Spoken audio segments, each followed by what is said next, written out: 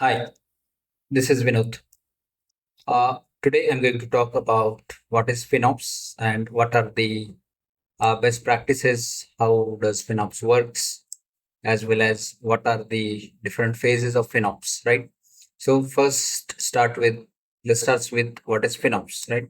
So FinOps is a cloud financial discipline. Basically, it's a practice which gives us an visibility of cloud financial, right? And also it gives us accountability, transparency of cloud spending. So cloud spending is nothing but the spend that we are spending on across the cloud organization or cloud technologies that we are using for our organizations or for business purpose. And let's look at how it works, right? And what are the best practices of this framework, right? So there are different best practices of this FinOps practice or FinOps framework. So the first is increased cost visibility, which gives us the visibility as well as insights how much we are spending on what are the different things that are running in the cloud and how we should take a look in order to improve on our current spends so that we get a visibility as well as we can take care of all the spends, all the controls, all the management of our cloud, right? And then next is our optimized cloud cost. It gives an opportunity as to optimize the cloud effectively along with the costs, right? And basis on that, we would be able to measure the reduce of all the spends along with the right sizing resources. Then we can purchase the right set of services, the right set of instances that we need. Along with, we can also work on the automating costs or automating controls in order to reduce down the costs, right? So this is going to give us a lot of opportunities to improve on or reduce on our cloud cost and give us an other opportunities to make improvement on our current spends. The next is enable financial accountability. So it is going to give us the visibility to how we can keep or maybe we can put in some responsibilities on different org-wide departments like finance or engineering and operations or maybe procurement, and those department would be informed and collaboratively decisions would be made, and basis on that we would be defining the shared cost as well as we would be putting out a cost on a different department level, different organ-wide level, and it is going to give us a visibility. So how much we are spending on different things across the organization, right? So basis on that, it is going to really give us the complete control and visibility. The next is our streamlined cloud budgeting, right?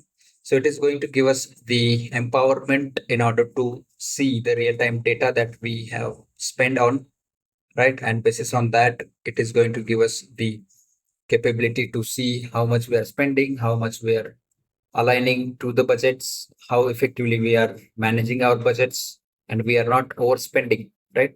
So it is going to give us a complete control, visibility, and basis on that, we can take further decisions in order to maybe procure more cloud services. We get a control on the current cloud infrastructure as well as we get a lot of visibility whether we should have enough capability to put into innovation, experimentation, and then we can put some time on resources and cost in order to improve on our current product portfolios as well as current projects and everything that we are building across the clouds, right?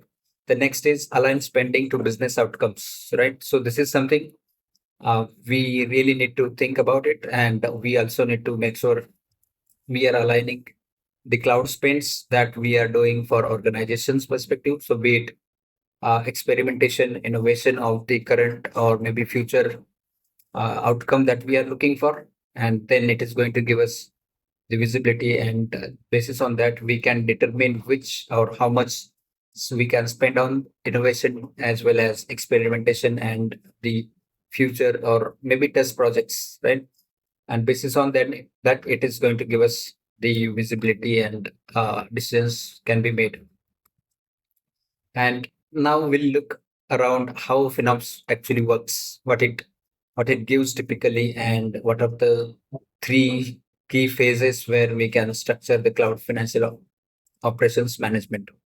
So the first is inform phase, where we get the cost transparency. Then we allocate the cost to the different resources, different departments, different organizations, different projects. And then the last is benchmarking, right?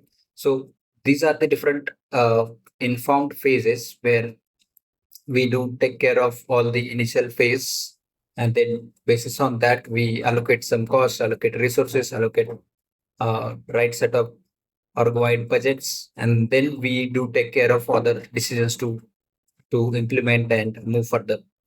Right. The next is optimize phase, where we do resource right sizing, then reserved instance and saving plans, where we would be saving cost for longer term when we are buying or maybe procuring some cloud services. We would be simply uh, putting down some costs in order to purchase or procure services, and by putting down those costs, which is going to give us hefty discounts, as well as we will get an capabilities for longer term, including or by using Azure or maybe any cloud with the reserved instances and then saving plans, and it is going to leverage cost saving options for us from the cloud service providers. And basis on that, we can predict how much workload we are going to spend on, and then how much we are going to spend in future. The next is eliminating waste. So this is some